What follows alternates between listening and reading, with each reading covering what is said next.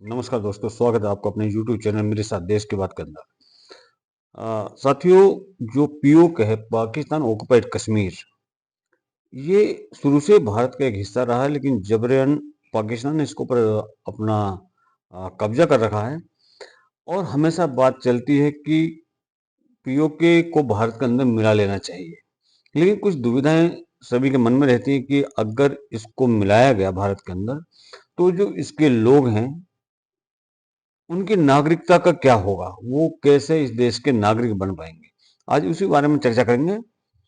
आ, भारत की जो संसद है इसने 1994 के अंदर में सभी की सम्मति से, जितने भी हमारे लोकसभा सदस्य थे, जितने भी हमारे माननीय सांसद थे, उन सबों ने एक प्रस्ताव पारित किया था, और जिसमें कहा गया था कि पाकिस्तान के कब्जे में कश्मीर का जो हिस्सा है, मतलब जो पीओके है, वो भारत का हिस्सा है और इसे वापस लिया जाएगा।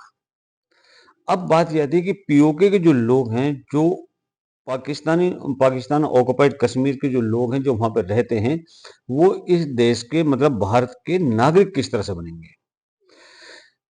ये एक ऐसा मुद्दा है कि जिसके ऊपर में हमेशा विचार होता है कि भाई किस तरह से उनके साथ किया जाएगा, किस तरह से उनको शामिल किया जाएगा। तो पाकिस्तान अधिकृत कश्मीर जो है, यानी पीओके, इसका जो मुद्दा है, ये भारत और पाकिस्तान के बीच, दोनों देशों के बीच में बहुत लंबे समय से, जब से बंटवारा हुआ है तभी से ये जो किस्सा है ये चल रहा है। और ये बहुत ज्यादा संवेदनशील और विवादास्पद विषय रहा है इसका। पीओके पर दोनों देशों के बीच में दशकों से झगड़ा रहा है और बहुत लंबे समय से संघर्ष चलता आया है। भारतीय संविधान के अनुसार जम्मू कश्मीर, मतलब जिसके अंदर में पीओके भी शामिल है, भारत का शुरू से अभिन्न अंग रहा है और रहेगा हमेशा। हालांकि फिलहाल अभी के वक्त में पीओके के ऊपर में पाकिस्तान का कब्जा है। अब सवाल यह उठता है कि कल को पीओके के लोग अगर भारत में शामिल होते हैं या हो सकते हैं,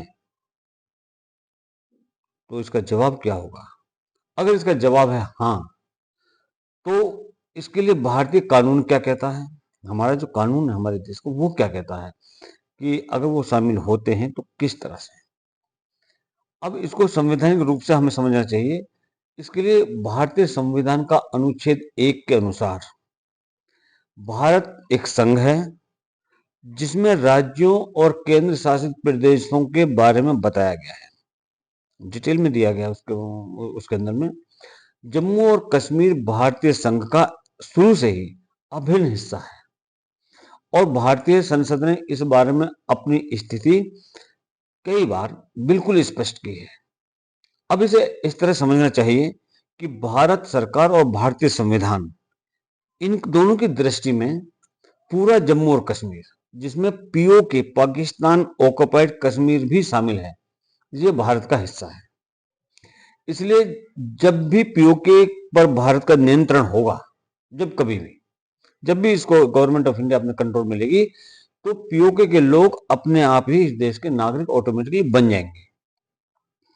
दरअसल भारतीय संसद ने 1994 में एक प्रस्ताव पारित किया था, जिसमें कहा गया था कि पाकिस्तान के कब्जे में जो कश्मीर का हिस्सा है, जो पीओके है, वो भारत का हिस्सा है और इसे वापस लेने का हर हाल में प्रयास किया जाना चाहिए। और भारतीय नागरिकता कानून के हिसाब से भी देखें कि कानून हमारा क्या कहता है, जिसके अंदर में कि हम नागरिकता देते हैं लोगों को। भारतीय नागरिकता अधिनियम 1955 के अनुसार आप जन्म से, वंशानुगत आधार पर और रजिस्ट्रेशन के माध्यम से भारत की नागरिकता प्राप्त कर सकते हैं।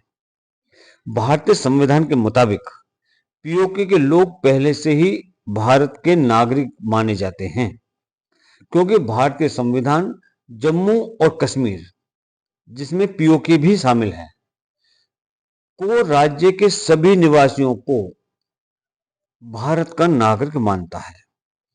और मौजूदा सरकार भी यही मानती है कि भाई हाँ, ये हमारे नागरिक हैं। अगस्त 2019 में मोदी सरकार द्वारा अनुच्छेद 370 को निरस्त करने और जम्मू कश्मीर के विशेष दर्जे को समाप्त करने के फैसले ने भी इस दिशा में एक महत्वपूर्ण कदम उठाया है। उस समय सरकार ने स्पष्ट रूप से कहा था कि पीओके भी उसी प्रक्रिया का हिस्सा है और इसे वापस लेने के लिए हर संभव कूटनीति और कानूनी प्रयास किए जाएंगे। मतलब ये कि अगर कल को जो पाकिस्तान ऑक्युपाइड हमारा कश्मीर है, कल को अगर ये भारत के अंदर आता है या भारत की सरकार इसको अपने कब्जे में लेती है, तो बगैर किसी कानूनी अड़चन के वहां के रहने वाले जितने भी लोग हैं वो सारे के सारे भारत के नागरिक हो जाएंगे। कुछ भी नहीं करना, ना कुछ रजिस्ट्रेशन करवाना, ना कुछ और करना है, वो डायरेक्टली हो जाएंगे। क्योंकि आज भी भारतीय संविधान के अनुसार पीओके के लोग भारत के नागरिक हैं।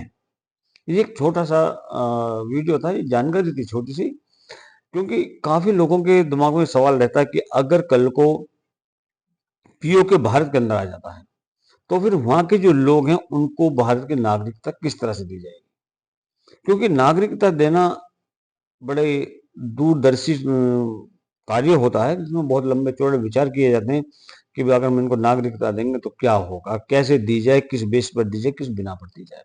तो ये सारी चीजें मैंने सोचा कि डिस्कस की जाए एक बार। धन्यवाद। जय हिंद, जय भारत।